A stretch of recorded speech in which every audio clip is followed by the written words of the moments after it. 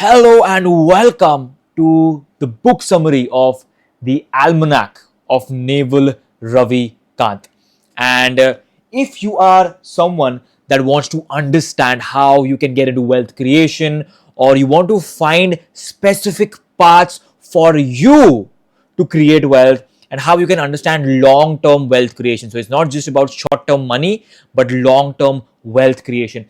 Or you want to gain a lot of results in relatively short amount of effort, or you just want to gain control over your life, then this book summary is absolutely for you. And we'll be talking about how you can get rich without getting lucky. And there are 11 principles that I will be talking about that are going to help you understand how you can get rich without getting lucky. So, without further ado, let's get started. And if you don't already know me, my name is Mohit Jagwani. I am an entrepreneur, life coach, and one of India's top speakers. And my goal with this channel is to help you build a better life. So if you haven't subscribed already, subscribe right now. And without further ado, let's get started. To share some of my personal experiences reading this book. Now, the way Naval thinks, or Naval thinks, forgive me if I pronounce his name incorrectly, it's just marvelous, and it's just so easy to understand. And he'll be making you understand complex ideas in a very simple, digestible manner, and that is a huge part of his charm and intellect. So that is what Naval does in this as well. Now again, this is not by Naval, it's just Naval's tweets that have been summarized in a written format by Eric Jorgensen. Correct? So that's something that you could know. And apart from that, the first thing that you need to understand is understand how wealth creation works. A lot of the times we put in so much hard work to kind of move ahead in life, but wealth creation is not about hard work. If it was about hard work, even a laborer, a mazdoor that works so much harder than me, you, or a lot of people around us, he would be the richest person alive. But wealth creation is not just about hard work alone. More than hard work, it's about what you work on, who you work with, and when do you work, or when do you decide to work upon it, or when is it that you decide to execute your operations. That is what wealth creation is all about. What you work on, who you work with, and when do you execute everything. Right? Timing is something that's really important. When we talk about what, let's move on to the second thing that you need to understand. Find and build specific knowledge that is catering to your strengths, values. What do I mean by that? Now, when I say specific knowledge is a type of knowledge that you just cannot acquire from anywhere or everywhere. Specific knowledge is not taught in schools. It's something that you can either learn from mentors, or you just naturally feel inclined towards absorbing a specific knowledge from wherever you look around. Correct? And specific knowledge is so aligned to you, to who you are. It's basically, in a way, embedded in your DNA, and you have this specific knowledge, and it's really easy for you to absorb this specific knowledge simply because of where you grew up, the way you grew up, your upbringing, your DNA, your environment. And these natural things are generally aligned with yourself, and it's very hard for anyone else to comprehend this specific knowledge. For example, for me, specific knowledge could be public speaking. That is something that I'm really good at. Or communication, right? One-to-one communication. How do I communicate in a way that a lot of people feel like they like me, that they want to talk to me. Correct? So that is something about specific knowledge. Sales skills, love for science and fiction. Now, one specific knowledge, if you like certain things a lot, then these translate to inclinations towards other things as well. For example, let's say if you love science fiction, then there's a big chance that you absorb knowledge really quickly. Correct? And musical talents, and if you like to play a lot of games, there's a big chance that you might be really good at game theory.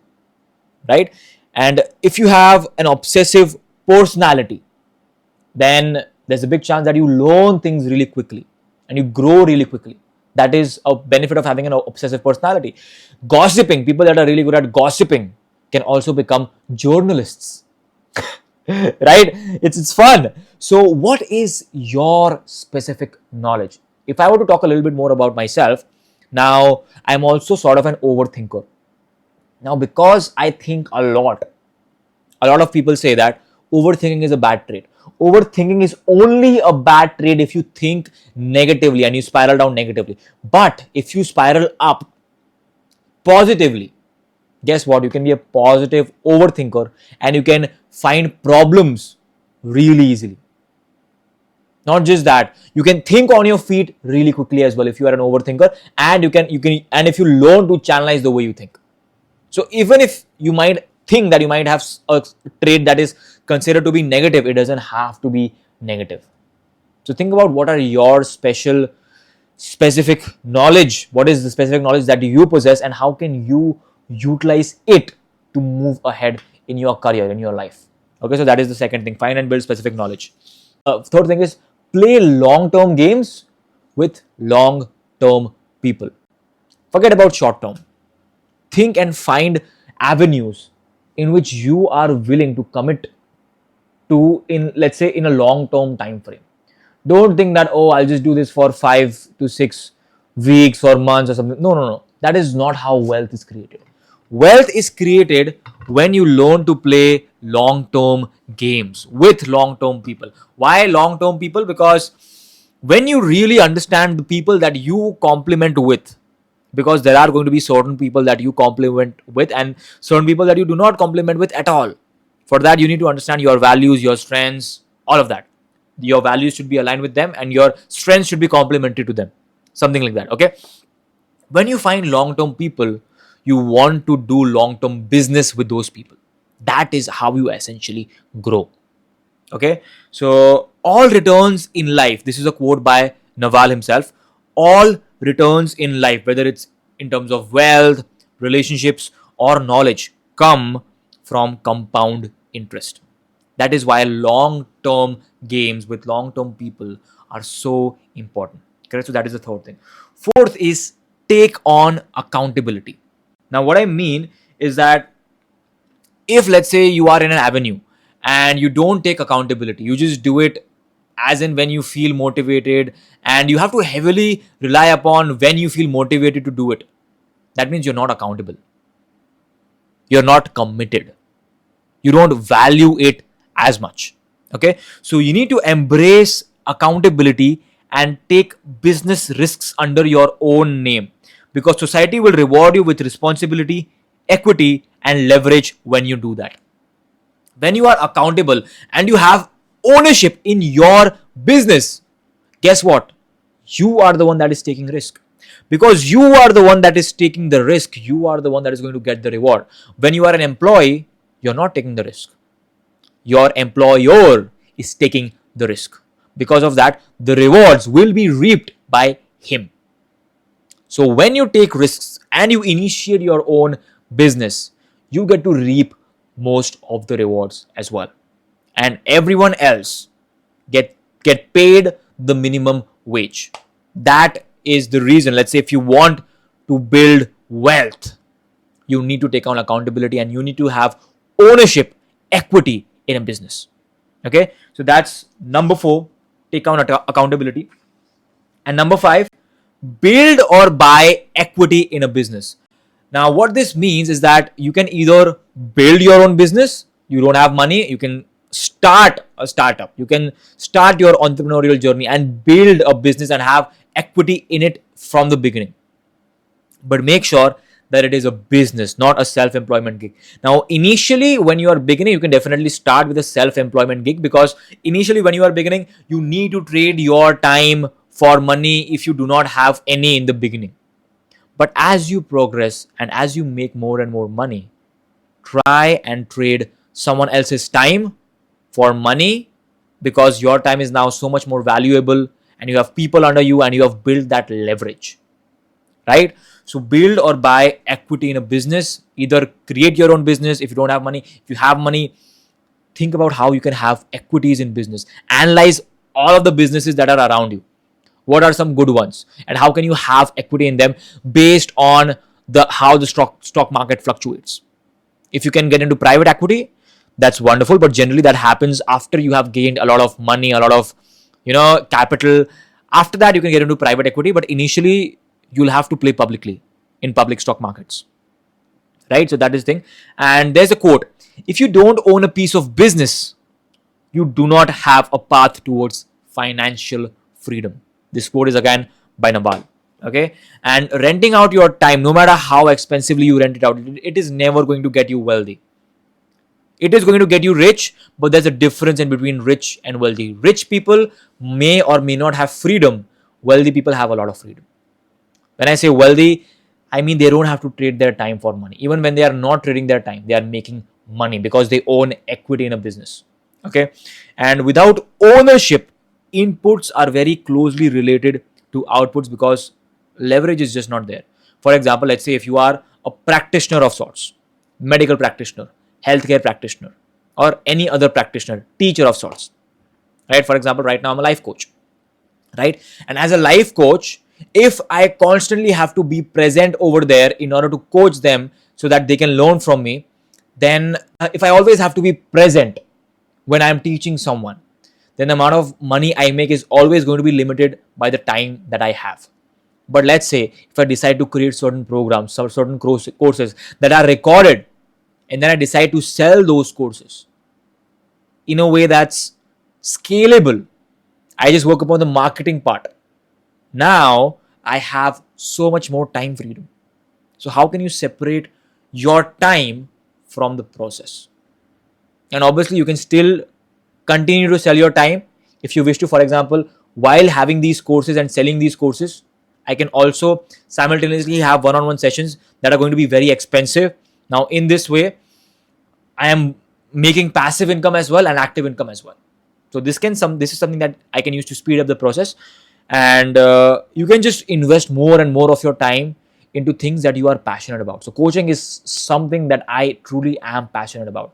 I really love when I'm working with someone on a one-on-one level or a one-to-many level, and I see them grow and I see them become a better version of themselves. I truly enjoy that. So what is it that you can do that you really enjoy as well? Okay. Now, sixth is utilize leverage. Now, what do I mean by leverage? Now, leverage basically means your input, whatever input you are giving, gives outsized output. If you are inputting X, you are getting 10x. That is what leverage means. And leverage needs to be built. And there are three types of leverage broadly. Right? First is labor, that is people. For example, now let's say I am building something. Now, if I am building it myself using my own two hands, my input is very closely related to my output. But let's say now I hire laborers, I hire 100 laborers, and I tell them what to do instead of me doing it. Now, since I have 10 laborers and I can tell them my input is X, but now I'm getting 10x. Right? So, labor is one way of having leverage. The second way is money. Money, for example, let's say I am running a digital marketing campaign, and the more money I put in, the more people that campaign is going to reach to. I'm using Facebook ads or some sort of ads. Right? Now, I'm also leveraging other sort of leverage, that is code and content, but I'll be talking about that later. Now, in this scenario, money in and of itself is a leverage, and I'm using it to spread more of my work, and I just have leverage. I input X, and the amount of leverage I have depends on the money that I have. So that's another way. Apart from that, you can also use financial systems. For example, you can put that money in a systematic investment plan, or in let's say stock market, right? And if you make the right decision, you make the right judgment, you will be heavily rewarded because you just made the judgment. And let's say even if you put in X amount of money, your judgment is right, you get 10x returns. So that is second type of leverage, that is money. And the third is products that are replicable at a very low cost. So these are content and code, media and code. For example, right now this is a video. Now I will be recording this once. This might be 15, 20, 30 minutes long, and I've recorded it once, and I will edit it once, but it is available to you forever. Replicable, infinitely replicable at no cost. So this is also a form of leverage. right? So these are the four types of leverage: labor, capital, labor, money, media, and code, right? And two of these are permissionless, that is media and code, content and code. This is permissionless leverage. I don't need anyone else's permission to use this. I just need a camera and I have infinite leverage.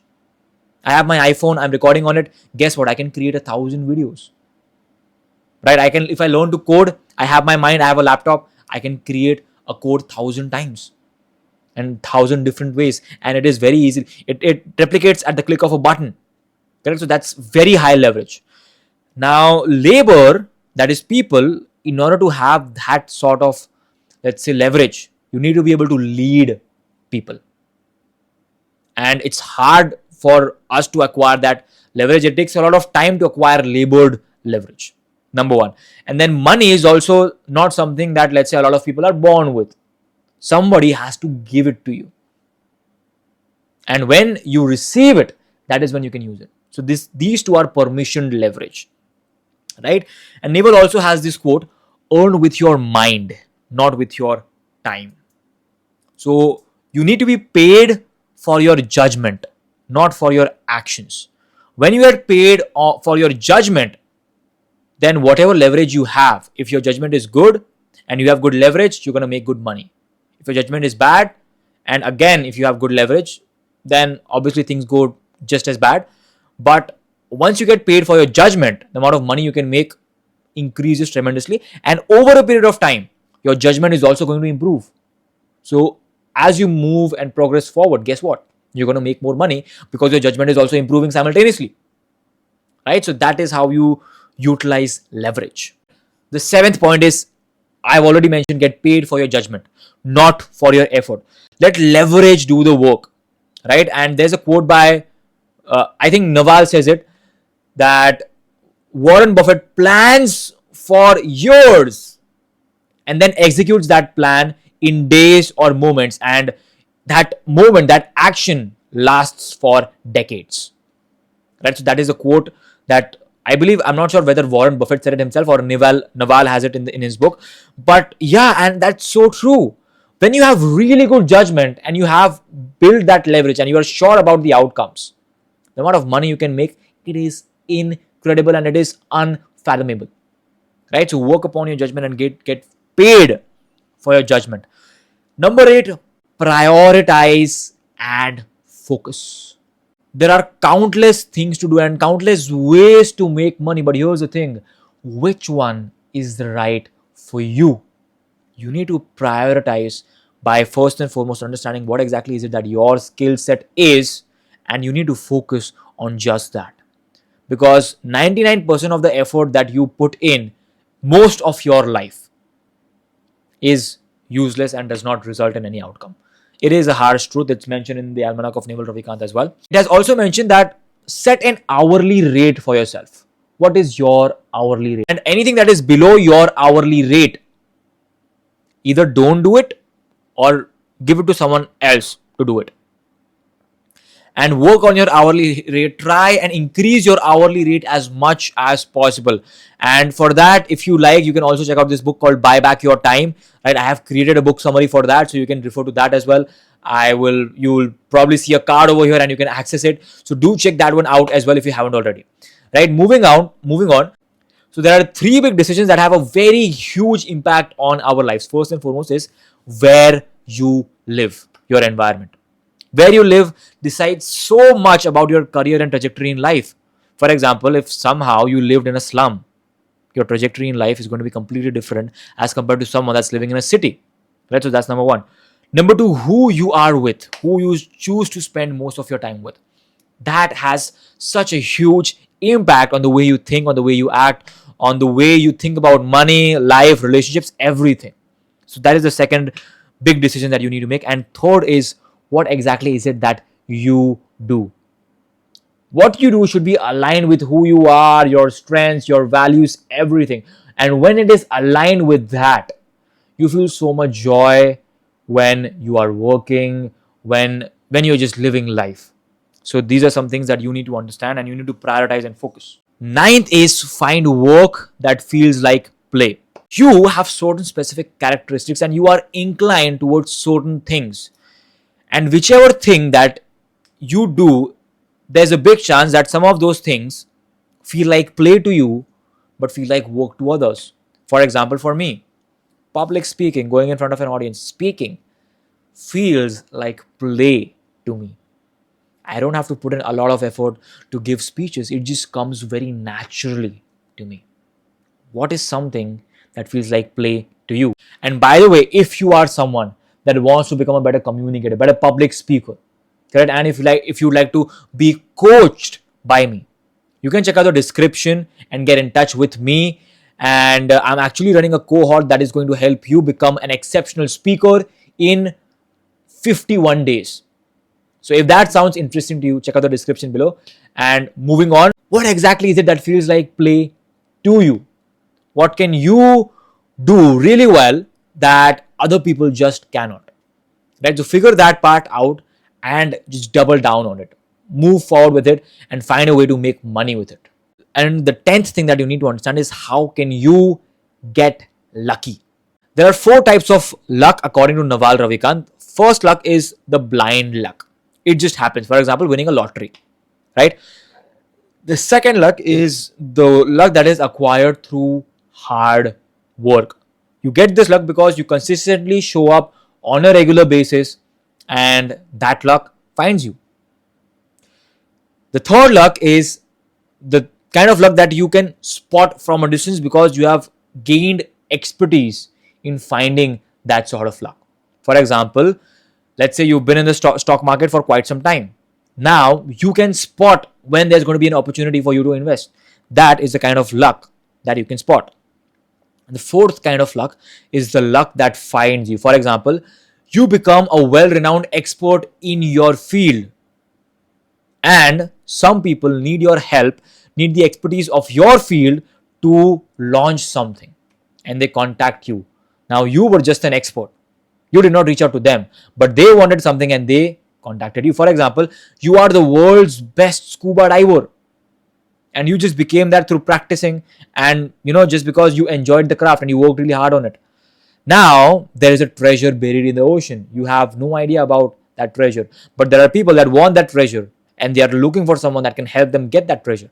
You are the best scuba diver in the world. Guess what? They'll reach out to you and they'll give you a part of that treasure. Now this is luck that found you, right? So these are the 4 types of luck that you can use to get lucky as well. And finally, be patient. You've been working really hard and you might feel that you're not getting the outcome. That's okay. Sometimes people take a lot of time, take 10 years to get that 1 year of immense success, but they get it.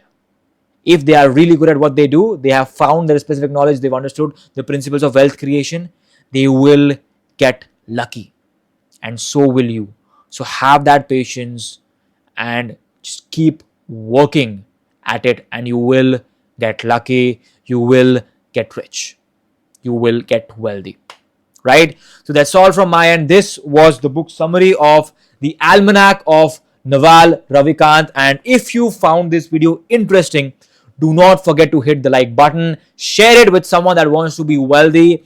And if you don't already know me, once again, my name is Mohit Jagwani. My goal with this channel is to help you build a better life. So if you haven't subscribed already, subscribe right now and I will see you in the next one. And by the way, this was the first part of the Almanack of Naval Ravikant. There are going to be 4 more parts coming of this. This was just about making wealth. After you understand the principles of wealth creation, you need to understand how you can make better decisions through your judgment.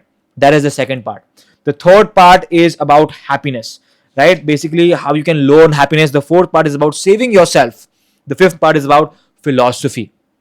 Okay, so this was just the first part. Second part is coming soon, hopefully on Friday. And that was all from my end. I will see you in the next one. Once again, subscribe and yeah, bye. Take care.